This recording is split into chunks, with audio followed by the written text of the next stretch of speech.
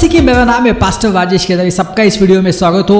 यीशु मसीह आपको और आपके फैमिली को आशीष करे और सुरक्षित रखे। आज का संदेश बहुत आवश्यक है। आज का संदेश आपका जीवन बदल देगा। भाइयों बहनों, आज हम पुनरुत्थान के बारे में आज हम गो करने वाले हैं।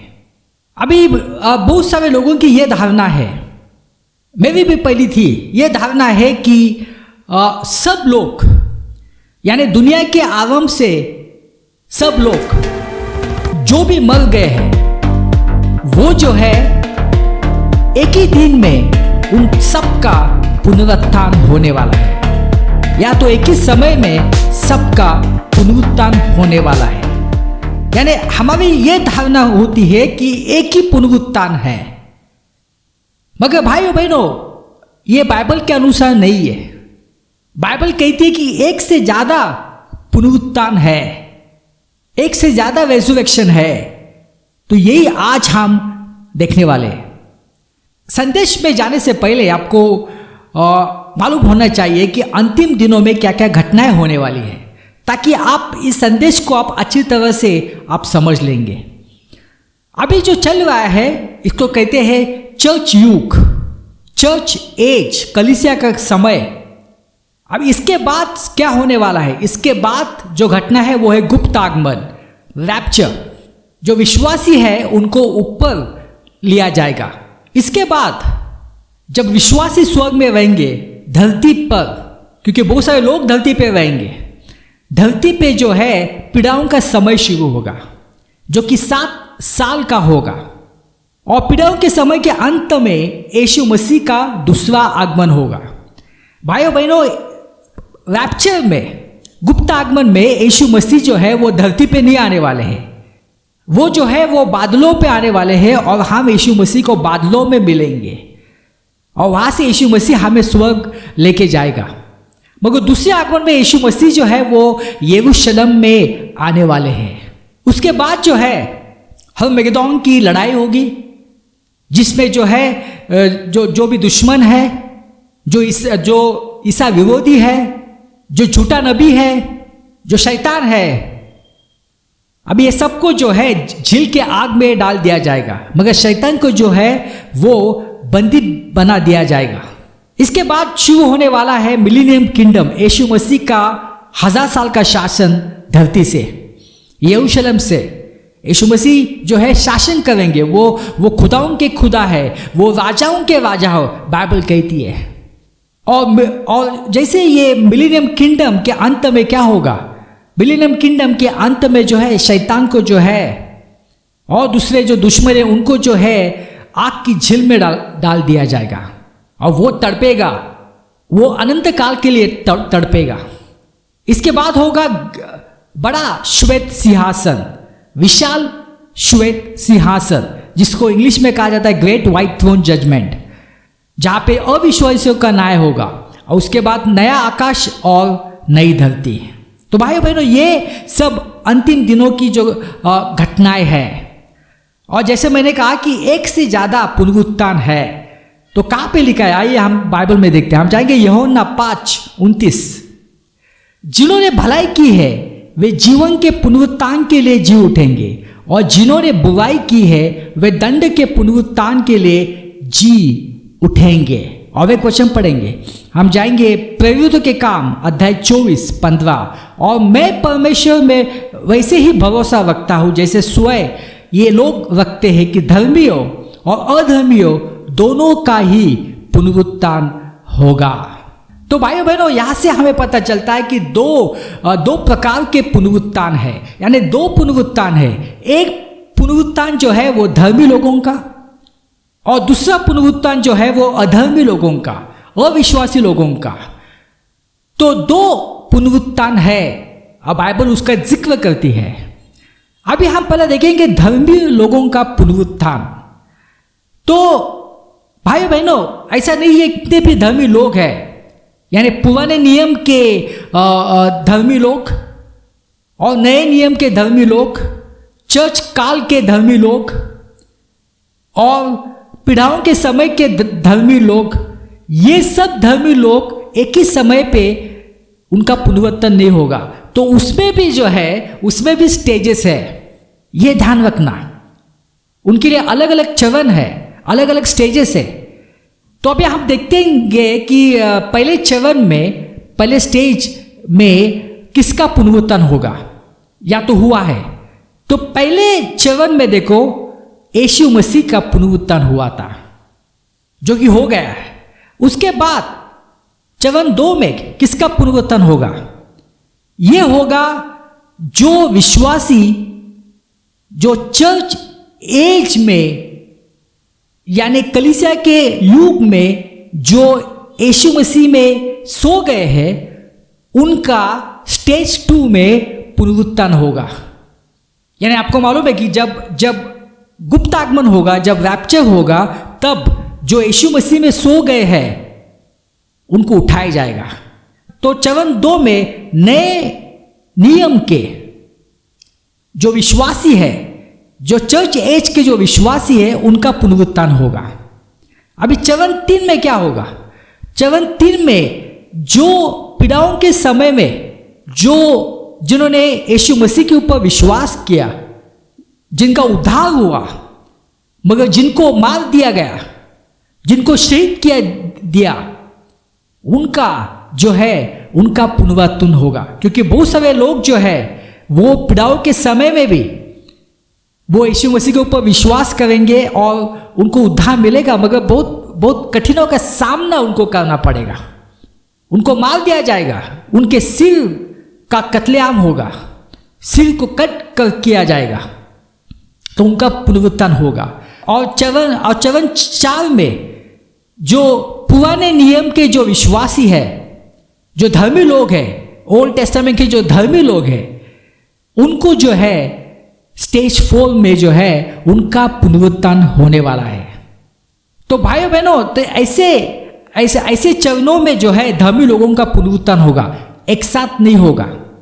तो पुनरुत्थान 2 है, एक तो है धर्मी लोगों का पुनरुत्थान, दूसरे है अधर्मी लोगों का पुनरुत्थान। और धर्मी लोगों के पुनरुत्थान में अलग अलग चरणों में जो है धर्मी लोगों का पुनरुत्थान होगा।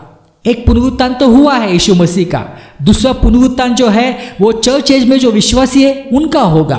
स्टेज 3 में क्या होगा कि जो पीड़ाओं के समय में जो शहीद हो गए हैं यीशु मसीह के लिए, उनका पुनरुत्थान होगा।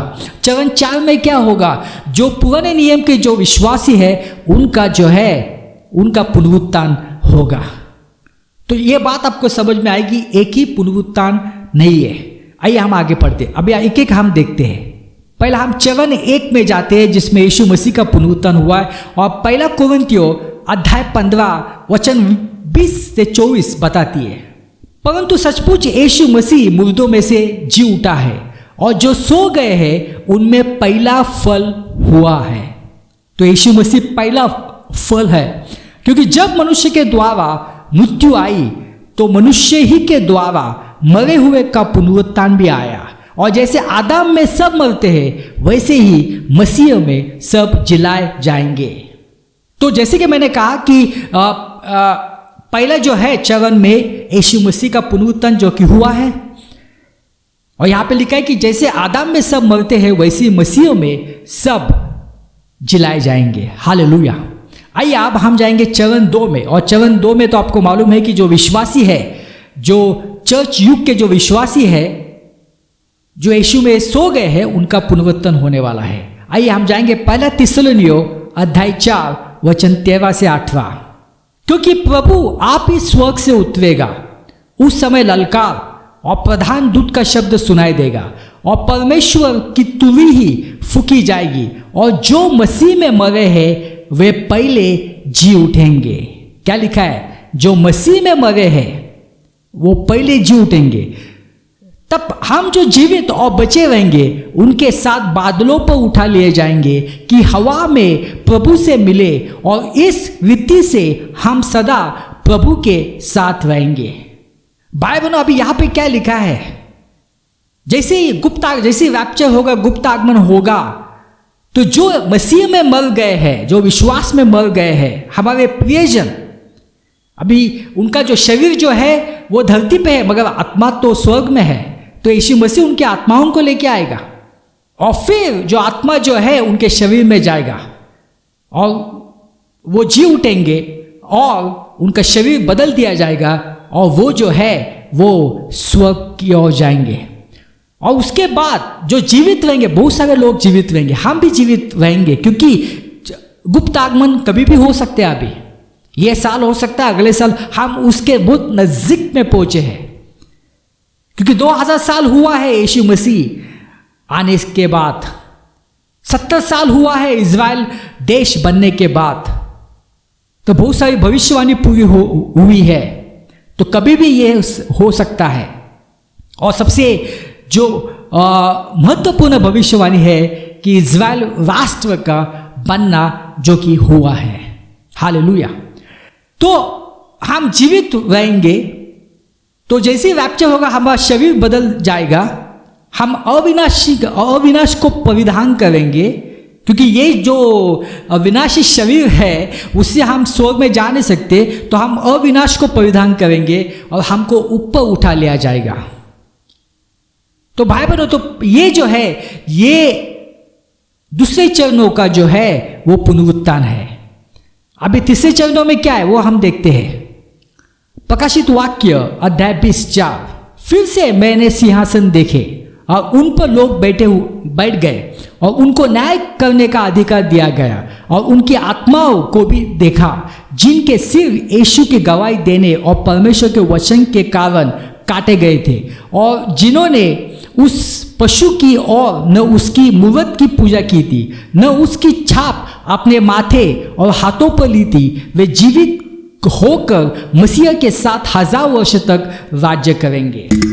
तो भाई बहनों, जैसे हमने चरण 1 को देखा, चरण 2 को देखा, अभी ये चरण 3 है, स्टेज 3। इसमें क्या होने वाला है? इसमें जो क्लेश काल में जिनने यीशु मसीह के ऊपर विश्वास किया मगर उनके सिर को काट दिया गया, वो शहीद हो गए, वैसे उनका जो है चरण 3 में उनका पुनरुत्थान होगा। यानी ये कब होगा? जब यीशु मसीह आएंगे, जब पीड़ाओं के समय के अंत में जब यीशु मसीह आएंगे, तब इनका जो है पुनरुत्थान होने वाला है। क्योंकि यहाँ पे लिखा है कि वो जो है मसीह के साथ 1000 वर्ष तक वो राज करेंगे। यानी पीड़ाओं के समय के बाद हर्मगेदोन की लड़ाई होगी और उसके बाद 1000 साल का जो शासन है वो शुरू होने वाला है। तो इसके बारे में ये बता रहे हैं। तो चरण 3 हो गया। अभी चरण 4 में क्या होने वाला है कि जो पुराने नियम के जो विश्वासी है उनका पुनरुत्थान होने वाला है। भाई बहनों, ये जो गुप्त आगमन, जो रैप्चर जो है, ये सिर्फ जो चर्च युग के जो विश्वासी है उनके लिए परमेश्वर का वादा था, पुराने नियम के विश्वासी के लिए नहीं था। आइए हम जाएंगे दानियल में जाएंगे, अध्याय 12 1 से 2 पढ़ेंगे। उस समय मिखाइल नाम बड़ा प्रधान, जो तेरे जाति भाइयों का पक्ष करने को खड़ा रहता है, वो उठेगा। तब ऐसे संकट का समय होगा, यानी पीड़ाओं का समय, जैसे किसी जाति की उत्पन्न होने के समय से लेकर अब तक कभी न हुआ होगा। परंतु उस समय तेरे लोगों में से जितनों के नाम परमेश्वर की पुस्तक में लिखे हुए हैं वे बच निकलेंगे। यानी जैसे मैंने कहा कि पीड़ाओं के अंत में जब यीशु मसीह आएंगे, तब ये सब पुराने ओल्ड टेस्टामेंट के जो विश्वासी थे उनको जिलाया जाएगा। हालेलुया। तो एक पुनरुत्थान के बारे में तो हमने पढ़ा, एक पुनरुत्थान यानी कि धर्मी लोगों का पुनरुत्थान जो कि अलग अलग चरणों में होता है, और दूसरा पुनरुत्थान जो है वो अधर्मी लोगों का पुनरुत्थान है। आइए उसके बारे में भी हम पढ़ते हैं। और ये जो पुनरुत्थान जो है अधर्मी का कब होगा? ये होगा जब यीशु मसीह का 1000 साल का जब शासन के अंत में जो है इनका अधर्मी लोगों का पुनरुत्थान होने वाला है। और इसके बाद में आप प्रकाशित वाक्य 20 में आप पढ़ने वाले हैं। फिर मैंने एक विशाल श्वेत सिंहासन की ओर जो उस पर विराजमान था देखा। उसके सामने से धरती और आकाश भाग खड़े हुए, उनका पता तक नहीं चल पाया। जैसे मैंने कहा कि ये धरती और यह आकाश जाने वाला है, नई धरती नई आकाश आने वाले हैं। फिर मैंने छोटे और बड़े मृतकों को देखा वे सिंहासन के आगे खड़े थे। कुछ पुस्तकें खोली गई, फिर एक और पुस्तकें खोली गई। यही जीवन की पुस्तक है। उन कर्मों के अनुसार जो पुस्तकों में लिखे गए थे, मृतकों का न्याय किया गया। तो भाइयों बहनों, ये जो है, जैसे मैंने कहा कि ये सब जो अधर्मी है उनको जैसे यीशु मसीह का 1000 साल के अंत में उनको सबको जो है उन सबका पुनरुत्थान होगा, और पुनरुत्थान होके वो जो है वो विशाल सिंहासन के सामने खड़े रहने वाले हैं, जहाँ पे उनको बताया जाएगा उन्होंने क्या गलती की है जिससे कि वो नरक में है, और आगे उनको आग की झील में डाल दिया जाएगा। तो भाई बहनों, ये 2 अलग अलग पुनरुत्थान है। एक विश्वासियों का पुनरुत्थान, धर्मी व्यक्तियों का पुनरुत्थान, दूसरा है अधर्मी लोगों का पुनरुत्थान। और धर्मी लोगों का जो पुनरुत्थान है अलग अलग चरणों में है। पहला चरण जो है वो है यीशु मसीह का पुनरुत्थान जो कि हुआ है। दूसरा चरण जो है जो चर्च एज के जो विश्वासी है उनका पुनरुत्थान। तीसरा जो चरण है उस चरण में जो है वो जो शहीद हो गए हैं पीड़ाओं के समय में उनका पुनरुत्थान होगा।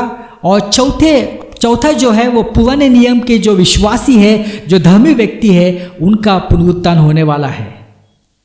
और दूसरा पुनरुत्थान जो अधर्मी का है वो होने वाला है यीशु मसीह के 1000 साल के शासन के अंत में होने वाला है। तो भाई बहनों, बाइबल के अनुसार एक से ज्यादा पुनरुत्थान है। आइए हम प्रार्थना करते। पिता परमेश्वर, धन्यवाद देते ये समय के लिए, आप महान खुदा है। ये सब प्रार्थना यीशु मसीह के नाम से करता हूँ, आमीन।